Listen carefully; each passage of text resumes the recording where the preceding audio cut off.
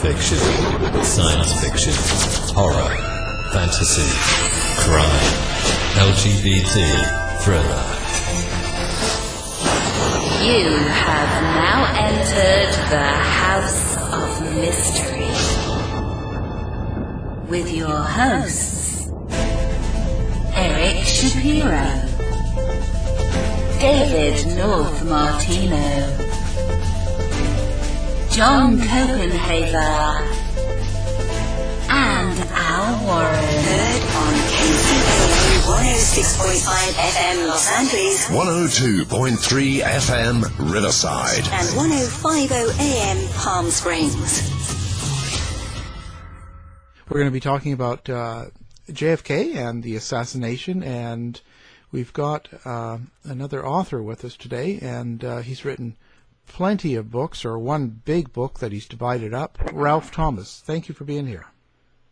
Hey, thanks for having me. I'm happy to be on your show. Happy to let people know about some of this new stuff we've uncovered.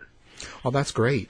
So, because the first time on the show, how did you get into the JFK thing and writing?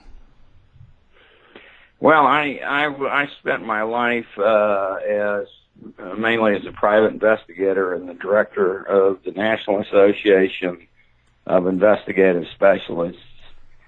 And I've had an interest in this for, probably 40 years. And I wrote a book back in the pre-JFK movie days, and then sort of got out of it for a while, and then got back into it, 5 or 6 years ago.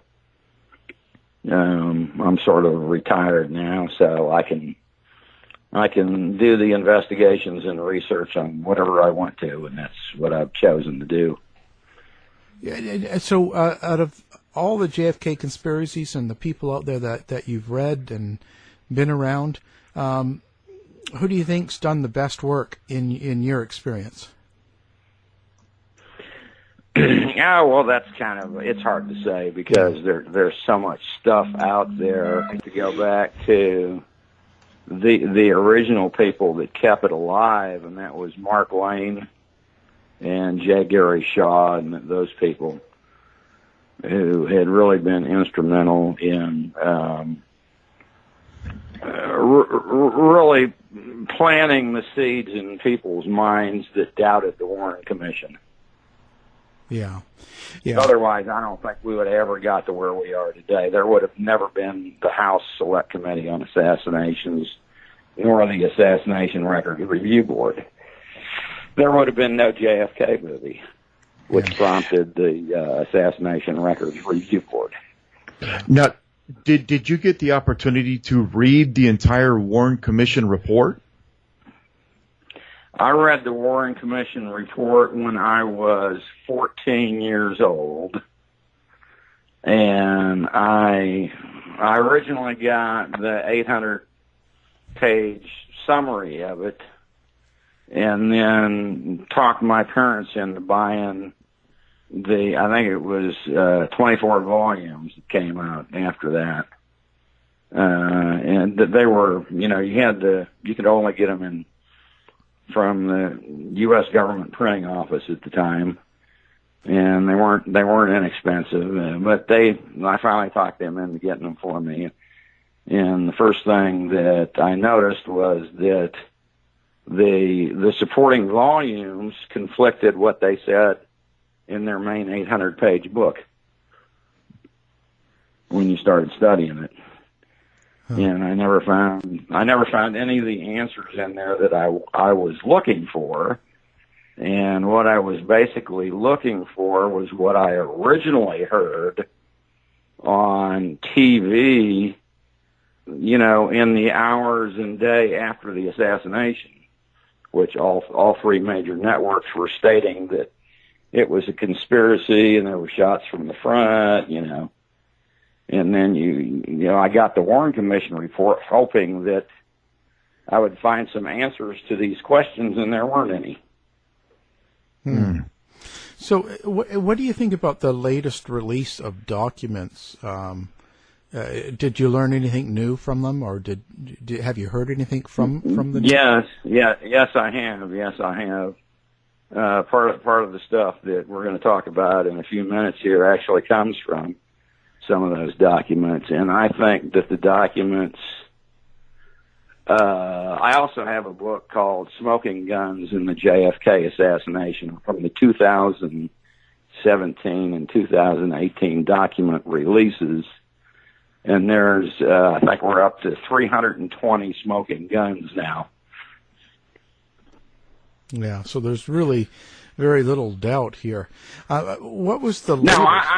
I think that the whole situation has been turned around to the point now to where people used to call what I believed and what the majority of Americans believe as they call them conspiracy theorists. Now I think the only theory is the lone bullet single gunman theory.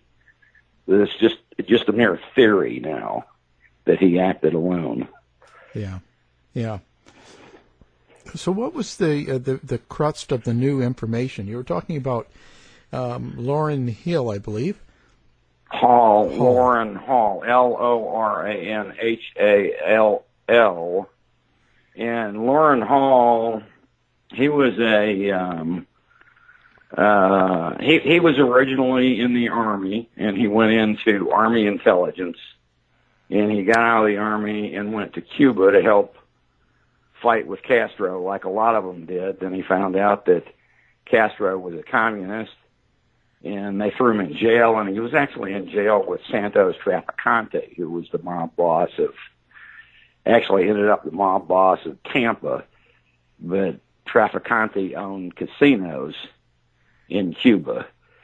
But Hall, he got out of jail and came back to Miami and became a professional mercenary and soldier of fortune with a group called Interpin with Gerald Patrick Hemming, and they were trying to, they were involved in covert operations, going into Cuba and doing all kinds of stuff, attacking the sugarcane plantations and sabotaging food and those types of operations.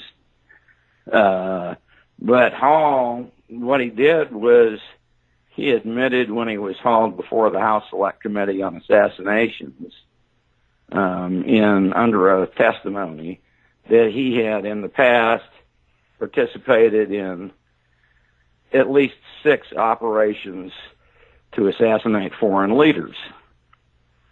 And what happened was Hall was named in a secret John Birch Society meeting in L.A., California, by General Edwin Walker as being one of 2 people who had been selected to help set Oswald up as the assassin. And that is not new information. That information is actually in some FBI documents. And what he did was he was traveling all over the country, several trips back and forth from L.A. to Miami, and he would stop in Dallas a lot.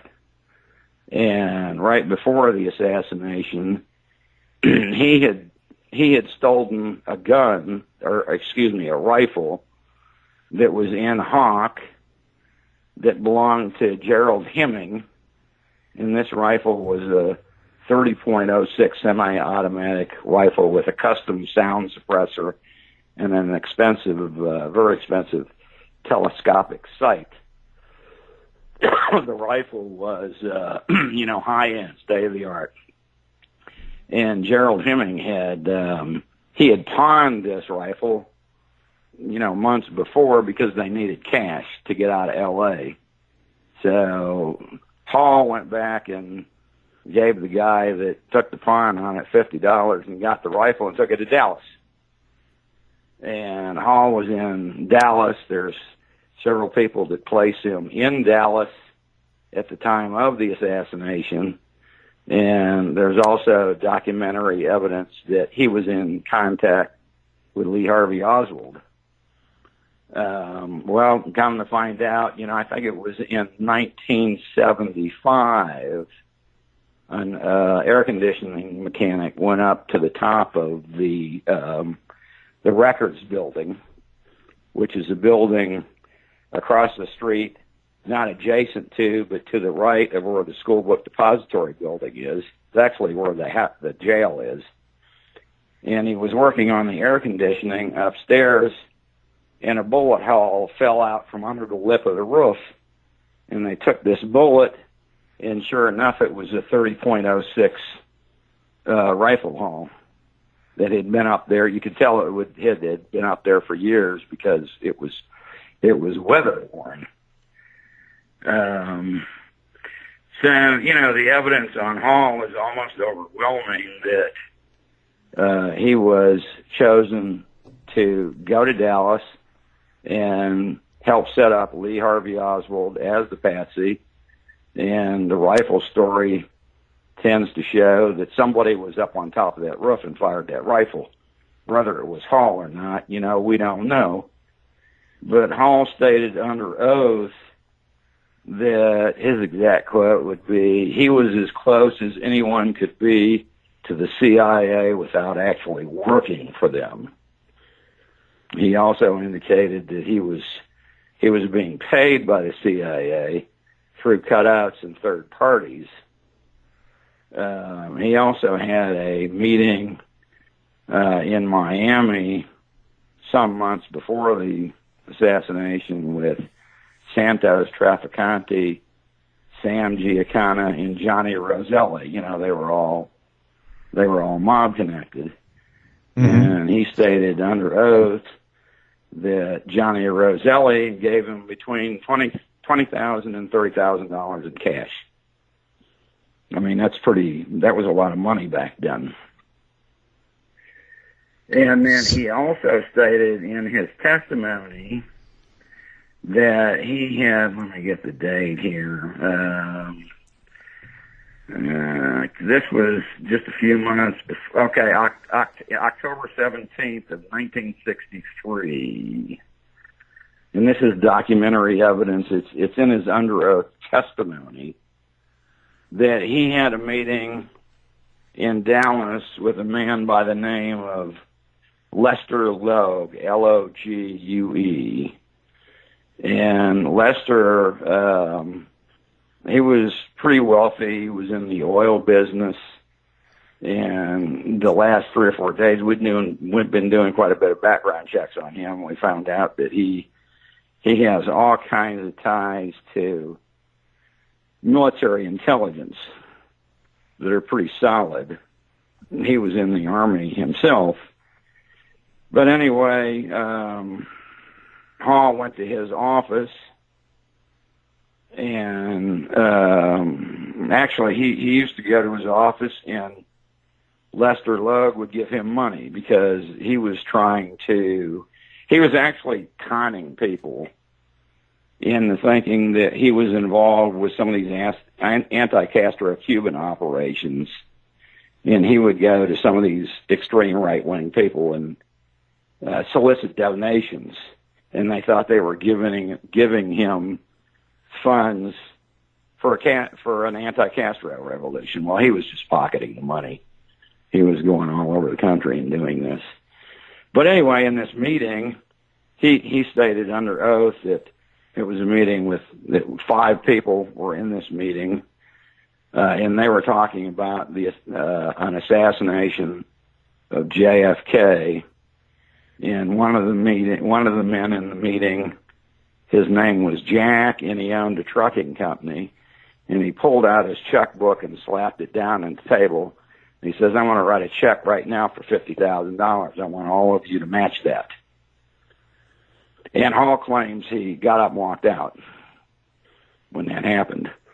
I don't believe it. If you analyze his testimony under the House Select Committee on Assassinations, you can tell that he's being deceptive about it. So he walked out of the meeting and then went back to L.A. And then the next thing you know, General Walker is stating in a secret meeting that Hall had been chosen with another one of his partners to help set Lee Harvey Oswald up as the assassin.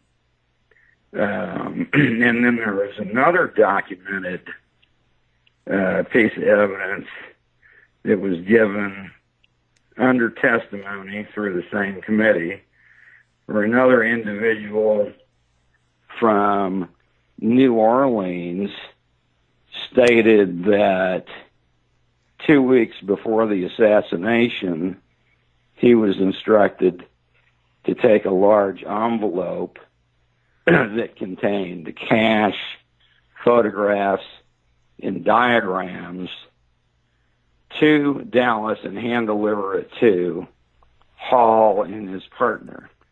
That was just 2 weeks before the assassination. And of course, Hall claims that he wasn't in Dallas at the time. But there's other documentary evidence that backs all of this up.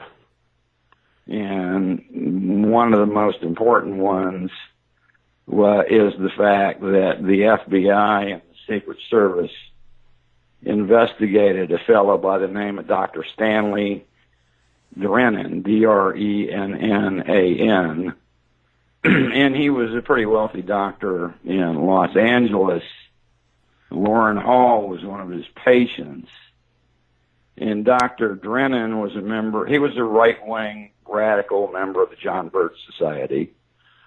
And the reason why the FBI investigated him is the FBI had an informant by the name of Harry Dean. And Harry Dean had infiltrated the John Birch Society because the FBI, they were trying to keep tabs on what they were doing and what they were saying. Well, Harry Dean uncovered that Dr. Stanley Drennan had called a meeting of certain select people, members of the John Birch Society, and the meeting was about the John F. Kennedy assassination. Let's remind the listeners what and who the John Birch Society was. That's, they're still around. And the John Birch Society today it's a conservative organization that believes in states' rights and things of that nature. But back in the 60s, they tended to be very radical minded, and they were a group of extreme right-wingers that a lot of these people, they were worked up into a frenzy over the communist scare. And a lot of them had beliefs that, any day now we were going to be taken over by communism. And they were, because of Kennedy's policies, they were extreme anti-Kennedy. They wanted him out of office because of some of the policies that he was pursuing with Russia and Cuba and some other things. And a lot of the John Birch Society members were also extreme racists. And the racist movement at the time, there were several organizations, including the John Birch Society and a political party called the National States Rights Party and another organization called the Christian Defense League. Mm-hmm. That they were attempting to take the civil rights movement and develop phony evidence that the civil rights was a communist conspiracy. That's what they were doing. They're actually still effective at it. They even set up a speakers bureau where members of these extreme right-wing groups would go around the churches in the South on Sunday morning services and give speeches about this in the churches. So they were propagandizing, a lot of Americans. And this all goes back and stems from the McCarthy era, where doing the same thing back in the 50s. Oh, right. You know, I mean, pretending if I remember right, communism. McCarthy saw communism behind everything. Almost to the point where he wasn't taken serious about They anything. were seeing communists. Yes, they were seeing communists in every closet. And this was basically a con job by a lot of people, including J. Edgar Hoover. People have to go back and see that before, like, if you go all the way back to the 1930s and early 1940s, the FBI was not that big of an organization.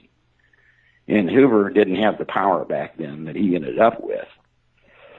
Well, what happened was Truman assigned Hoover to start doing what they called loyalty investigations on federal bureaucrats. And in a period of just a couple of years, and what they were doing, they were looking for communists inside the government.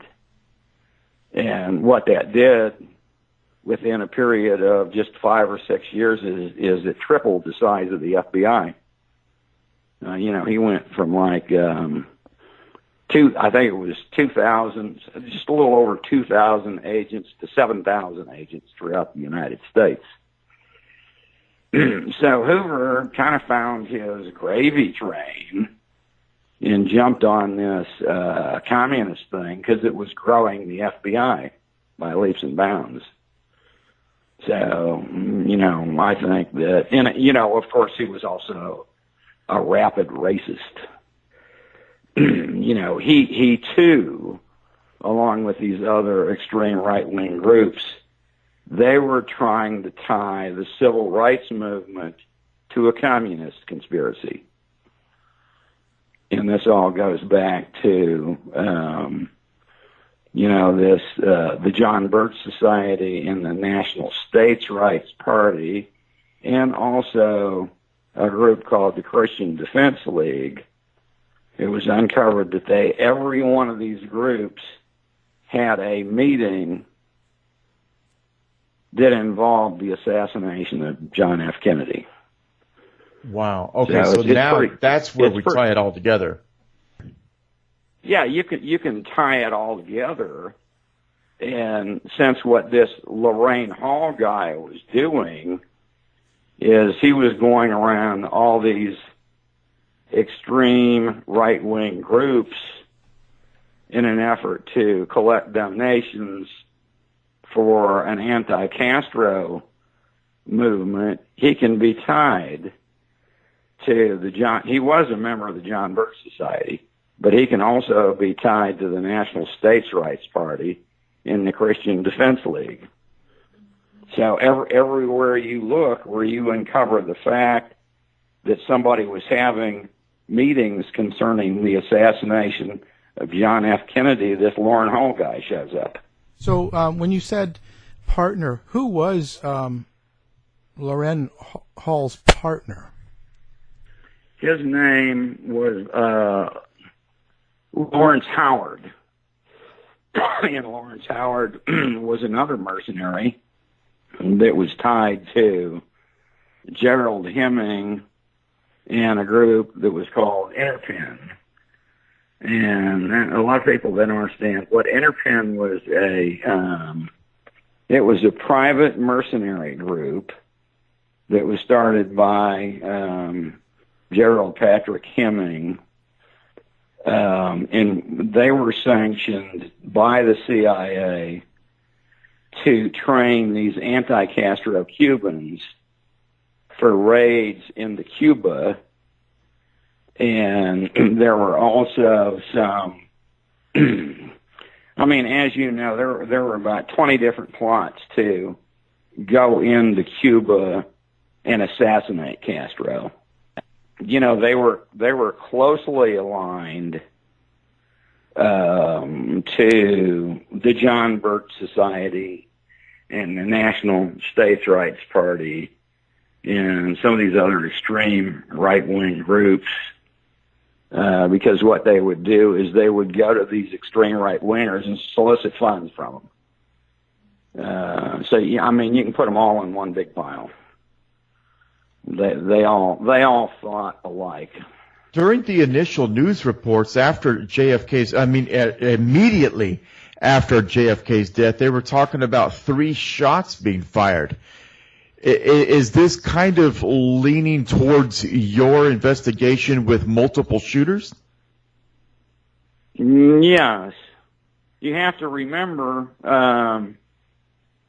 if you go back to this rifle that we talked about, it was a Johnson 30.06 that had a custom built sound suppressor on it that was actually modified by a guy down in Miami. I'd have to dig out his name, but I have it. But he did work for the CIA and for all these anti-Castro Cubans on their weapons and stuff. And he had actually invented this sound suppressor. And when you put it on a gun, from 20 feet away, you couldn't hear it. Couldn't hear it when it was fired. The bottom line on Lauren Hall is there's no actual proof that he was one of the shooters, but there's actual proof that he was involved in some manner.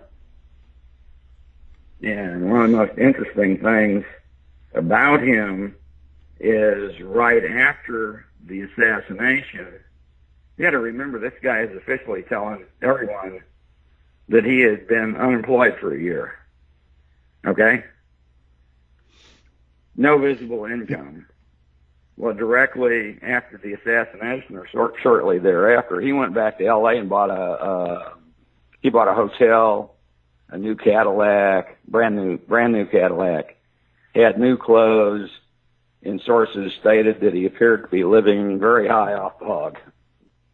So, you get to the point to where you start saying this and people say, well, that means nothing.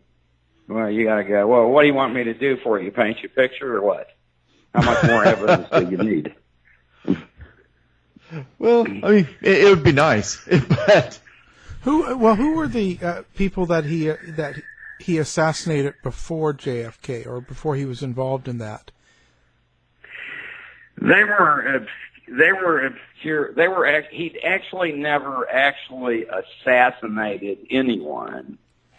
He just said that he was involved in 6 other operations of foreign leaders, and they were all either aborted or failed missions. And there's evidence to show that, and this is above and beyond these 6 other operations that he actually stated under oath. But there's other evidence that would indicate that he was sent into Cuba on various runs into Cuba in attempts to assassinate Castro. And, it was a very dangerous mission because when those operations were going on, 9 times out of 10, by the time that the anti-Castros landed on a beachhead in Cuba, Castro already knew all about it. So Castro had infiltrated all those anti-Castro Cuban groups somehow. But one of them, let's see, I'd have to look back. I know one of them was an aborted assassination attempt on the president of Costa Rica, and another one involved a plan to assassinate whoever the president or whatever they called him back then of Guatemala. And I'd have to look back and get it. It's in his deposition. He actually names the different ones. And he also stated under deposition that when he was in the U.S. Army, he was stationed in Germany, and he was trained as a military intelligence officer. And at the time, one of his assignments was surveillance photography, And he claimed in his deposition that he was sent out to take pictures of various people who were enemies of the United States that were targeted for assassination by the U.S. Army. So, I mean, how much more proof do you need that he's involved in assassinations? And so, now, Loren Hall, was he ever arrested for anything else or any other problems after the assassination? Actually, yes, he was. He was arrested for drug trafficking in later years, along with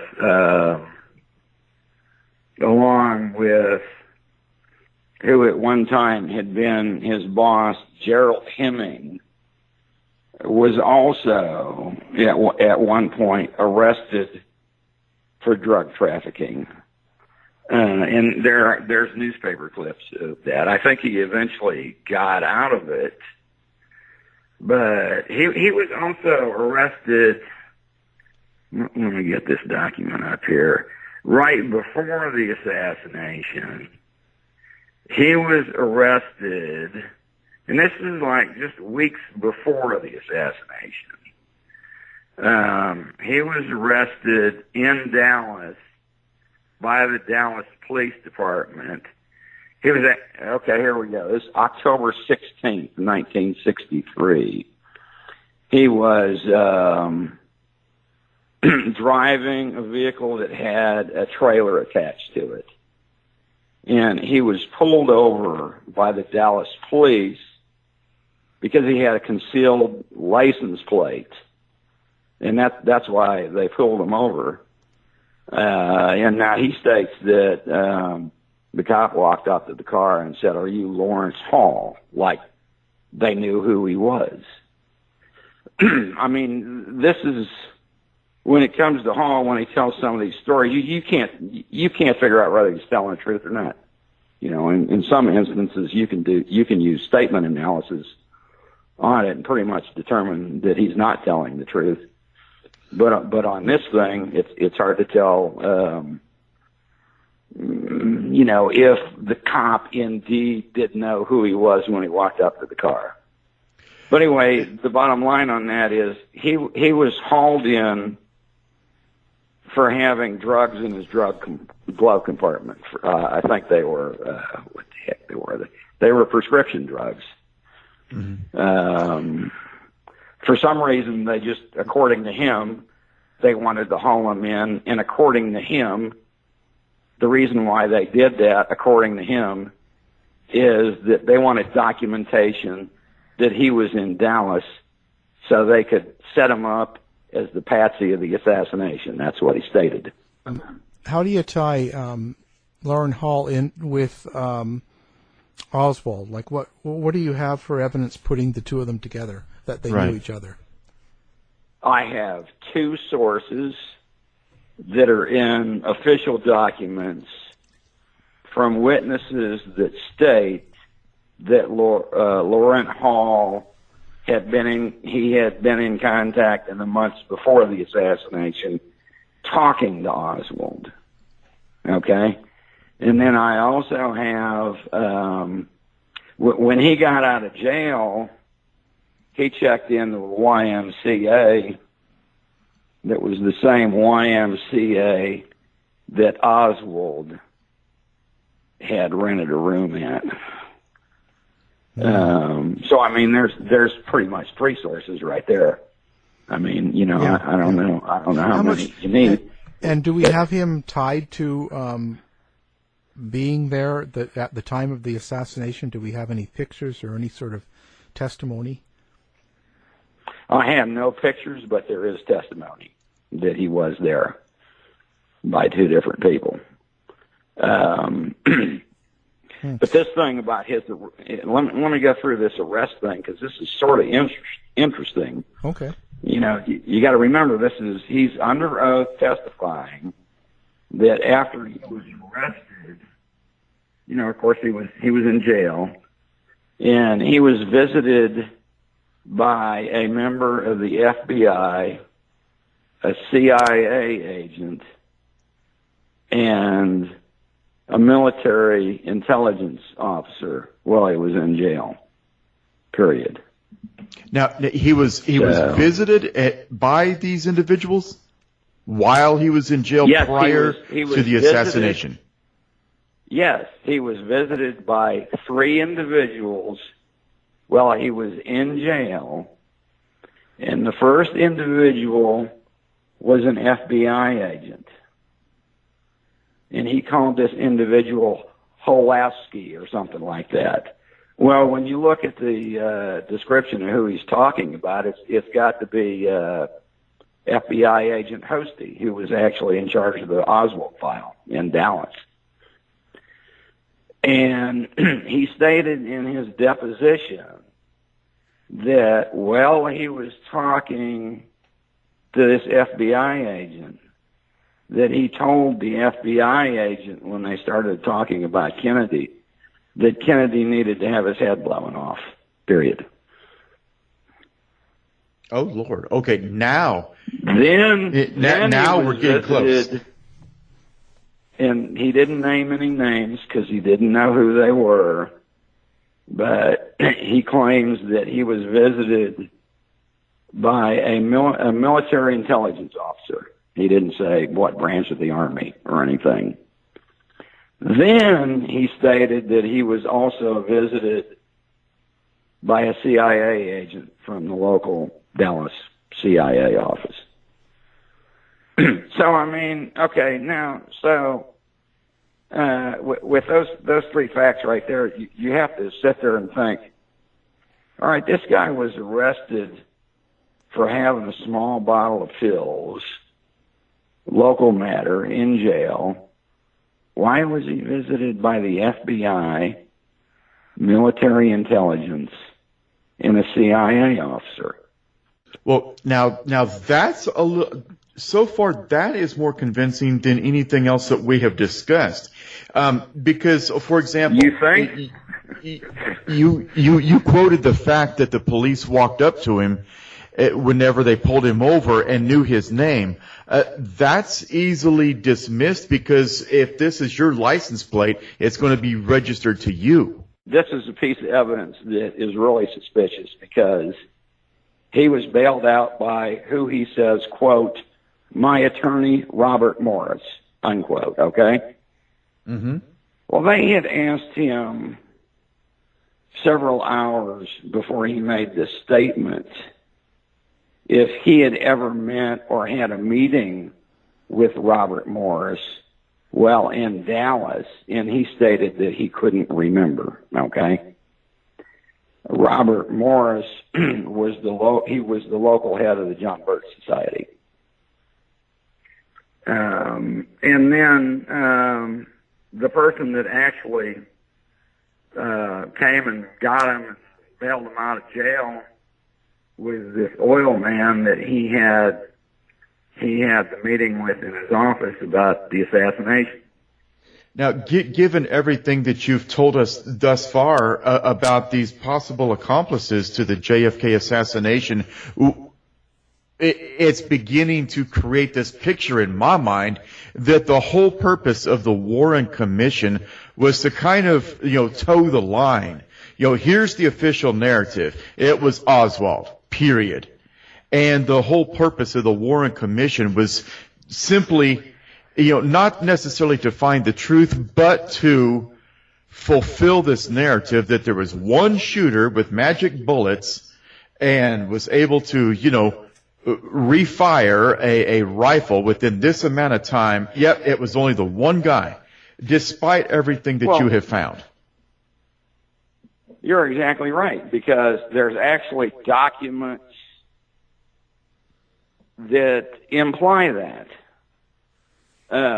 In the 2017 document release, there is a memo from J. Edgar Hoover. Actually, there's 2 memos. There's one memo that states that, quote, the only issue now is that he is dead, unquote, referring to Oswald. Mm-hmm. And then there is a second memo where Hoover specifically states that we need to issue something to convince the American people that Oswald did it, period. End of quote, okay? Now you have to sit back and say, okay, now wait a minute now. He didn't say that, it's the wording that he uses. Convince the American people that Oswald did it, period. He didn't say that we had to convince the American people that there was no conspiracy, just that Oswald did it, period. Which is kind of, implying that, well, maybe he didn't think that. Mm-hmm. Yeah, I gotcha.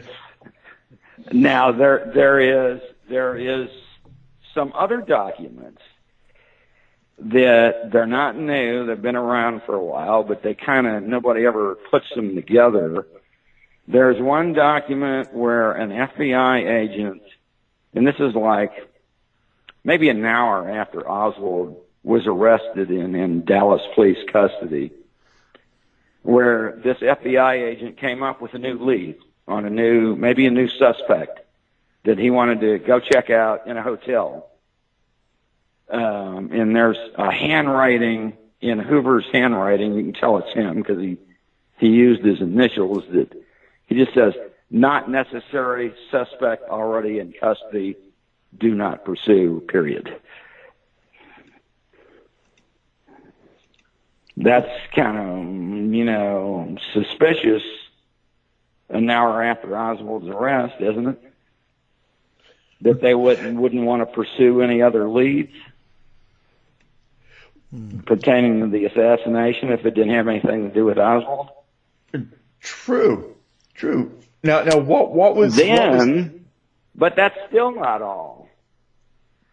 LBJ was originally against the idea of having a commission to investigate the assassination. But what happened is the state of Texas, the Attorney General of the state of Texas, who was Wagner Carr at the time, for a pretty honest guy, for a politician, I would say, if you check out his background. He was going to do an investigation on the Kennedy assassination. And then both the House of Representatives, joint members of various congressmen signed and supported a bill to hold hearings on the assassination. And then the Senate did the same thing. So now you got three potential investigations coming up, right? You have the House of Representatives, you have the U.S. Senate, and you have the state of Texas.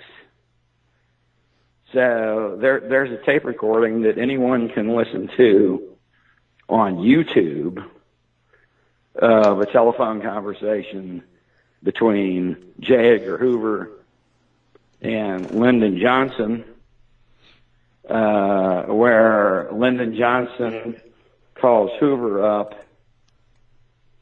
and says, what do you think about these all these potential investigations that are going on? And Hoover says, I think that would be very bad for the country and for our quote position, unquote. And LBJ turns around and says, well, the only way I can think to stop him is to appoint a presidential commission and call the Attorney General of the state of Texas and both the leaders of both houses of Congress and tell them to stop, that we're going to do a presidential commission. And Hoover said, well, I think that'd be a good idea. So that was the end of that conversation. Today we'd blame it on the Russians today. So, well, here's the thing. That conversation in and of itself is solid proof that the only reason LBJ did the Warren Commission was to stop legitimate investigations. And I have to agree. Given everything that you've told us today, I have to agree. But how does we're up against the clock now? How does this end? A question that I've been banting around in my head is, why was Oswald then the only one that was assassinated after? Another book called Silenced, and it documents over 100 people they were either murdered or their death was very, very, very suspicious, that knew too much about the Kennedy assassination. Now, did that answer your question, or am I sort of off base there? You're getting there. They went to such great lengths, to stop Oswald. Oswald never saw a day in court, which again fulfills their narrative, that this is the man that did it, and look at, he so enraged a nation that he himself was assassinated. But everybody else that we've talked about today kind of escapes notice. How did they manage that? Or how does Lauren, what happened after, and why was all this so well ignored? Well, it might take another hour to explain it, but the federal government has a program that's called Operation Mockingbird.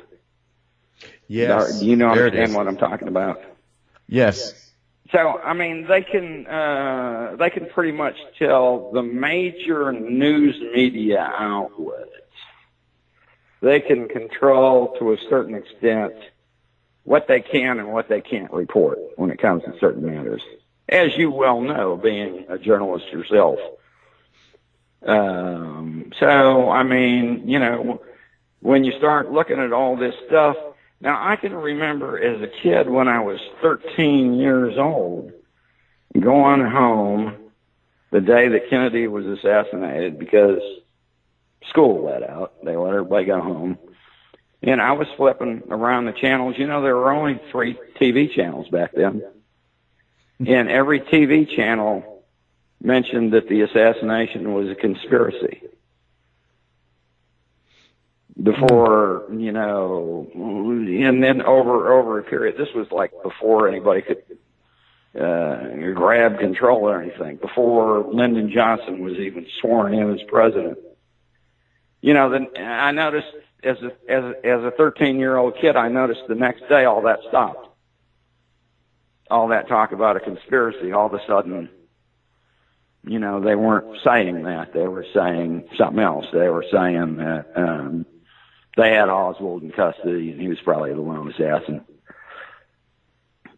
Right. And all of a sudden, the talk and conspiracy just stopped. I mean, that's what amazed me. And I remember the Sunday I was sitting in the living room with my dad, and we were watching TV when they were transferring Oswald.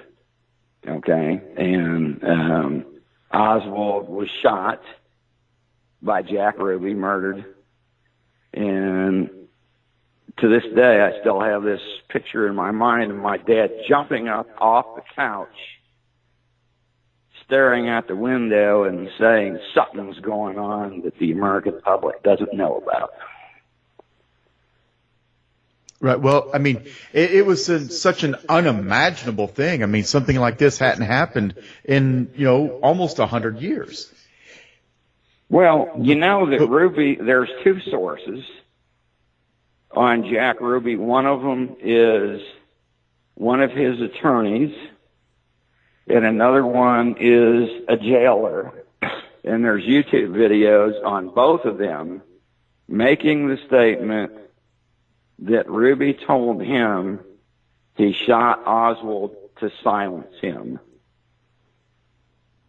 There is also several early black and white videos. You have to kind of, they're like newsreels from old TV, live TV broadcasts of a couple of Ruby's strippers that stated that, and I believe that there's two of them. There might be more. They both stated that they believed that Ruby shot Oswald because he was ordered to. And Ralph, I believe that. But then again, like you said, this is a whole other show. I could go down this rabbit hole with you easily because I'm a firm believer that, Jack Ruby was part of a conspiracy. But definitely. Unfortunately, we're very, very quickly running out of time. But I would be remiss if I didn't give you an opportunity to talk to the listeners about how they can get in touch with you and maybe, conspire themselves some of these ideas that they have with you. Sure. You can find me on Facebook, or you can go to Amazon.com and type in Ralph Thomas, and my author page will come up. But Ralph, thank you. I want to thank you so much for coming on the House of Mystery and sharing your thoughts with us. I enjoyed it, and I look forward to doing another one and seeing this go live. To find out more about our show, guests, or to listen to past shows from our archive, please go to www.houseofmysteryradio.com. Show's over for now. Was it as good for you as it was for me? Well, good night. This has been a production of Something Weird Media. I'll be back.